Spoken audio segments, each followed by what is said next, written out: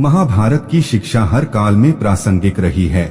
महाभारत को पढ़ने के बाद इससे हमें जो शिक्षा या सबक मिलता है उसे याद रखना भी जरूरी है। तो आओ हम जानते हैं ऐसी ही 25 तरह की शिक्षाएं जो हमें महाभारत, युगंधर और मृत्युंजय पढ़ने पर मिलती हैं। हालांकि यह भी सच है कि आप महाभारत पढ़ेंगे तो हो सकता है कि आपको कुछ अलग शिक्षा या सबक मिले।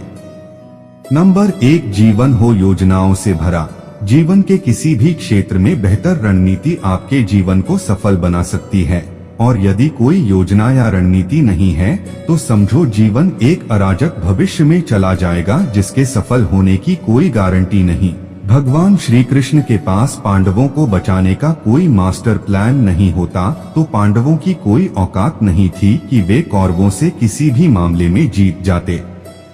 नंबर 2, संगत और पंगत हो अच्छी। कहते हैं कि जैसी संगत वैसी पंगत और जैसी पंगत वैसा जीवन। आप लाख अच्छे हैं लेकिन यदि आपकी संगत बुरी है तो आप बर्बाद हो जाएंगे, लेकिन यदि आप लाख बुरे हैं और आपकी संगत अच्छे लोगों से है और आप उनकी सुनते भी हैं तो निश्चित ही आप आबाद हो जाएंगे।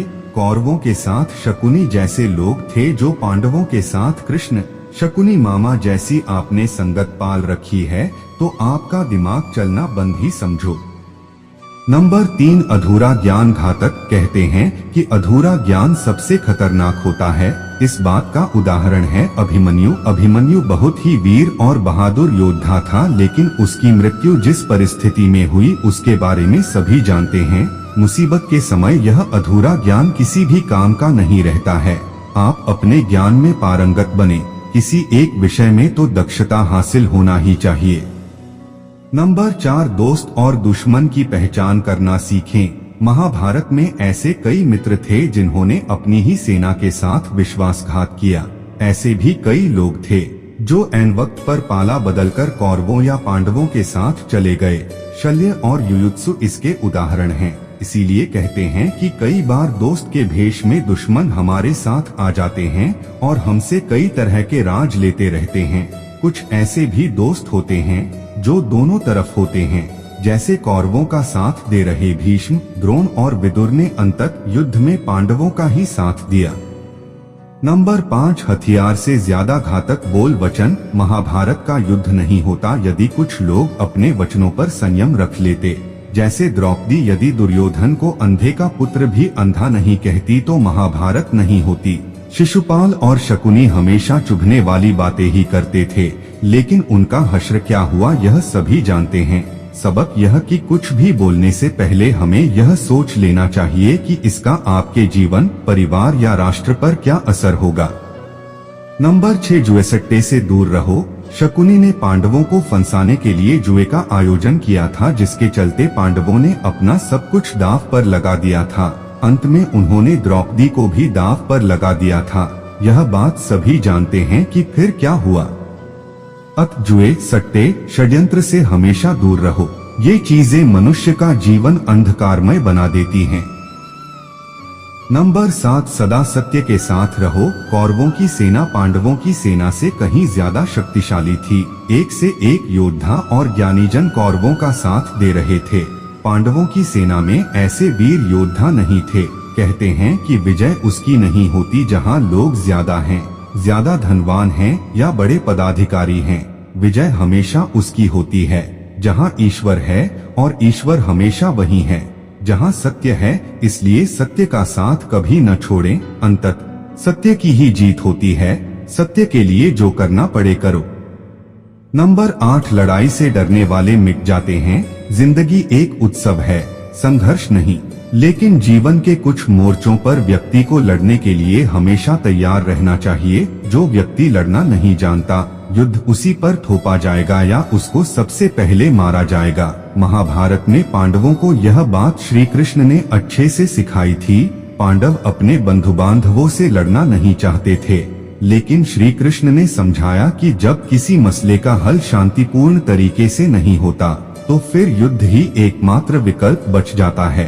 कायर लोग युद्ध से पीछे हटते हैं। युद्ध भूमि पर पहुंचने के बाद भी अर्जुन युद्ध नहीं करना चाहता था। तब भगवान श्री कृष्ण ने उससे कहा कि न कोई मरता है और न कोई मारता है, सभी निमित्त मात्र हैं।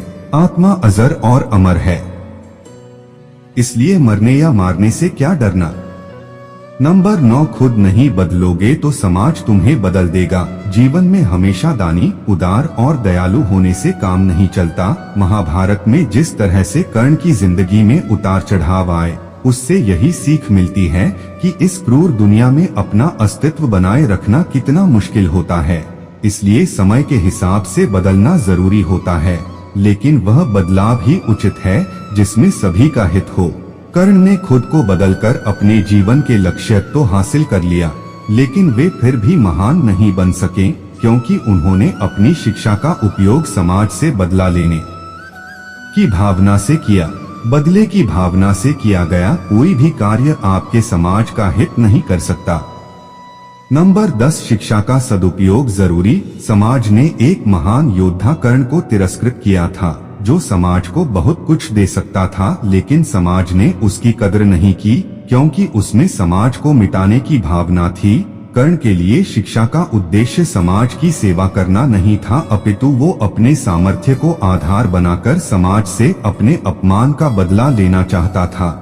समाज और कर्ण दोनों को ही अपने अपने द्वारा किए गए अपराध के लिए दंड मिला है और आज भी मिल रहा है। कर्ण यदि यह समझता कि समाज व्यक्तियों का एक जोड़ मात्र है जिसे हम लोगों ने ही बनाया है, तो संभवत वह समाज को बदलने का प्रयास करता, न कि समाज के प्रति घृणा करता। नंबर 11, अच्छे दोस्तों की कदर करो। ईमानदार और बिना शर्त समर्थन देने वाले दोस्त भी आपका जीवन बदल सकते हैं।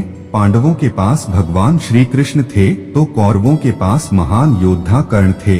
इन दोनों ने ही दोनों पक्षों को बिना शर्त अपना पूरा साथ और सहयोग दिया था। यदि कर्ण को छल से नहीं मारा जाता तो कौरवों की जीत तय थी।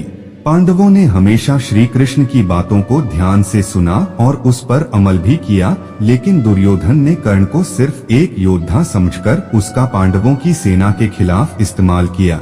यदि दुर्योधन कर्ण की बात मानकर कर्ण को घटोत्कच को मारने के लिए दबाव नहीं डालता, तो इंद्र द्वारा दिया गया जो अमोघ अस्त्र कर्ण के पास था, उससे अर्जुन मारा जाता। नंबर 12, भावुकता कमजोरी है। धृतराष्ट्र अपने पुत्रों को लेकर जरूरत से ज्यादा ही भावुक और आसक्त थे। यही कारण रहा कि उनका एक भी पुत्र उनके वश में नहीं रहा। वे पुत्र मोह में भी अंधे थे।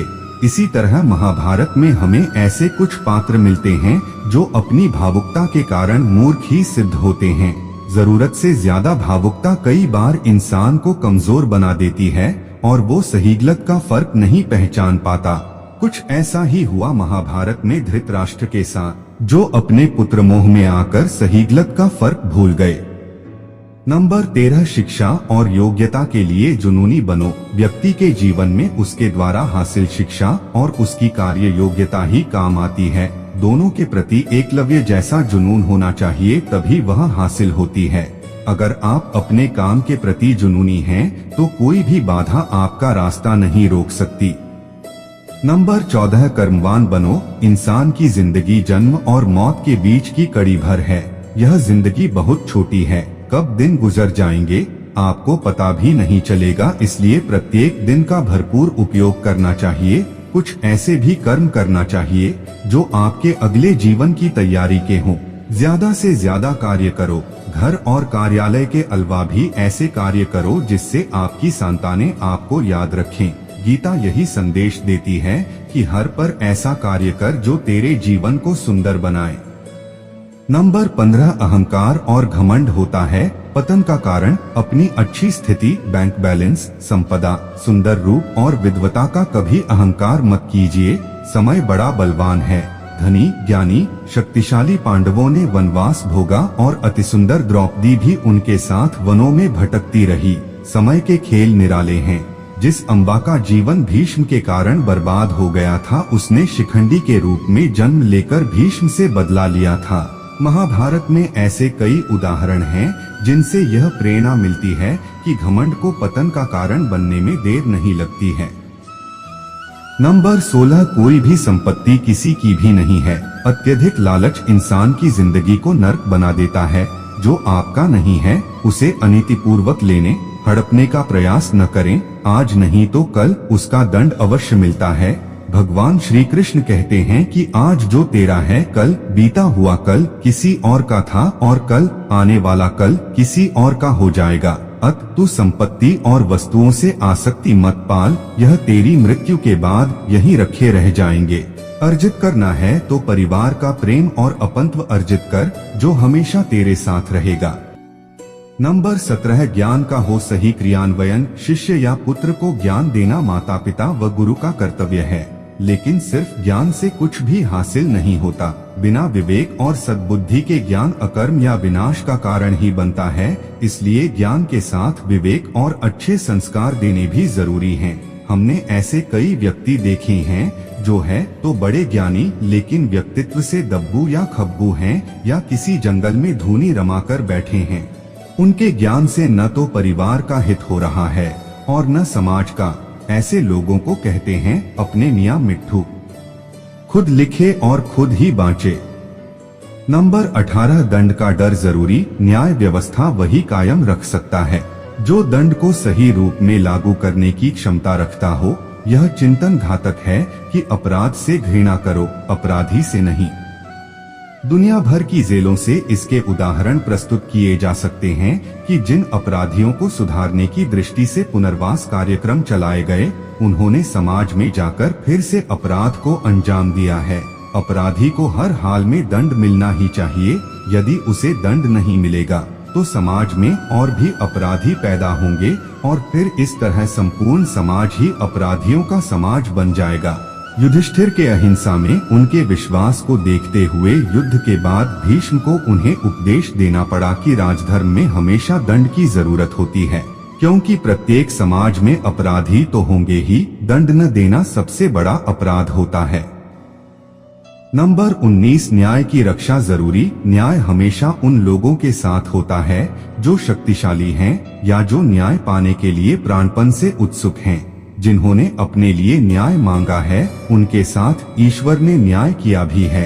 मांगोगे नहीं तो मिलेगा भी नहीं, यह प्रकृति का नियम है। गुरु द्रोणाचार्य ने कर्ण और एकलव्य के साथ जरूर अन्याय किया था, लेकिन आज दुनिया अर्जुन को सर्वश्रेष्ठ धनुर्धर नहीं मानती, क्योंकि कर्ण और एकलव्य ने हमेशा न्याय की मांग की और अंत में आज दुनिया उन्हें श्रेष्ठ धनुर्धर मानती है।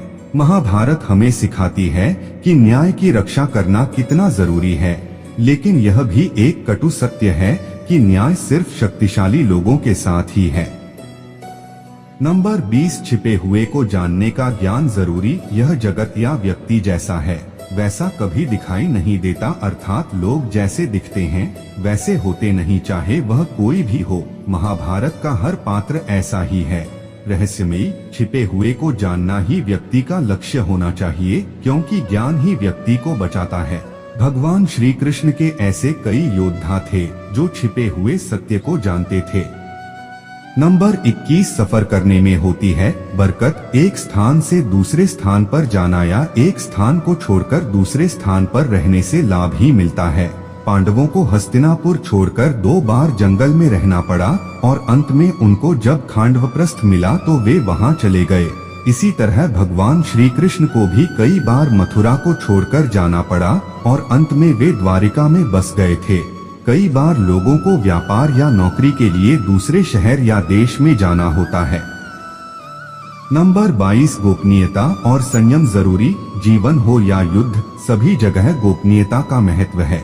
यदि आप भावना में बहकर किसी को अपने जीवन के राज बताते हैं या किसी व्यक्ति या समाज विशेष पर क्रोध या कटाक्ष करते हैं तो आप कमजोर माने जाएंगे। महाभारत में ऐसे कई मौके आए जबकि नायकों ने अपने राज ऐसे व्यक्ति के समक्ष खोल दिए जो राज जानने ही आया था, जिसके चलते ऐसे लोगों को मुंह की खानी पड़ी। दुर्योधन, भीष्म, बर्बरिक ऐसे उदाहरण हैं जिन्होंने अपनी कमजोरी और शक्ति का राज खोल दिया था। नंबर 23 चिंता, भय और अशांति है मृत्यु का द्वार। किसी भी प्रकार की चिंता करना, मन को अशांत रखना और व्यर्थ के भय को पालते रहने से मृत्यु आसपास ही मंडराने लगती है। मौत तो सभी को आनी है, फिर चिंता किस बात की। कोई पहले मरेगा और कोई बाद में। चिंता का मुख्य कारण मोह है। जेल खान, दवाखाना या पागलखाना वह व्यक्ति जाता है जिसने धर्म सम्मत या संयमित जीवन नहीं जिया, बहुत महत्वाकांक्षी है, या जिसने धन और शक्ति के आधार पर रिश्ते बना रखे हैं, या जिसे अपनी संपत्ति की सुरक्षा की चिंता है। महाभारत को पढ़ने से हमें यही शिक्षा मिलती है कि चिंतामुक्त जीवन सबसे बड़ी दौलत है। नंबर 24, इंद्रिय संयम जरूरी। इंद्रियां कभी तृप्त नहीं होती। जो इंद्रियों के वश में है उसका पतन निश्चित है। बहुत से लोग आजकल किसी न किसी प्रकार की आदत या नशे के गुलाम हैं। ऐसे लोगों का धीरे धीरे क्षरण होता जाता है। इंद्रिय संयम आता है संकल्प से। महाभारत का हर पात्र संकल्प से बंधा हुआ है। शक्ति का संचय इंद्रियों को वश में करने से ही संभव हो पाता है। नंबर 25, राजा या योद्धा को नहीं करना चाहिए परिणाम की चिंता। कहते हैं कि जो योद्ध या राजयुद्ध के परिणाम की चिंता करता है वह अपने जीवन और राज्य को खतरे में डाल देता है। परिणाम की चिंता करने वाला कभी भी साहसपूर्वक न तो निर्णय ले पाता है और न ही युद्ध कर पाता है। जीवन के किसी पर मोड़ पर हमारे निर्णय ही हमारा भविष्य तय करते हैं। एक बार निर्णय ले लेने के बाद फिर बदलने का अर्थ यह है कि आपने अच्छे से सोचकर निर्णय नहीं लिया या आप में निर्णय लेने की क्षमता नहीं है।